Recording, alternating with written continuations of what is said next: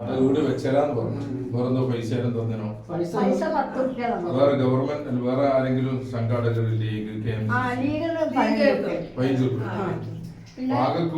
ആകപ്പാടെ 25 രൂപയുള്ളൂ.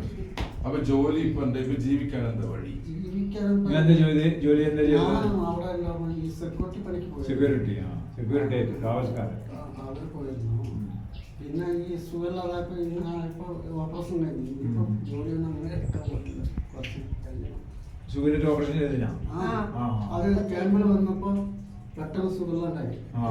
നിങ്ങൾ സ്കൂൾ ക്യാമ്പിലായിരുന്നല്ലേ? സ്കൂളിൽ ഞാൻ വന്നിരുന്നു. 3-4 ദിവസം ഞാൻ ഭക്ഷണം തരാനൊക്കെ ഉണ്ടായിരുന്നു.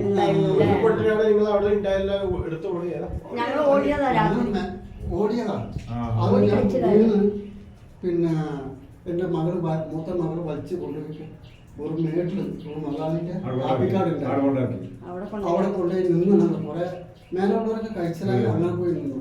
കുറച്ച് ആൾക്കാർ 10-50 ആൾക്കാർ അവിടെ നിന്നിരുന്നു.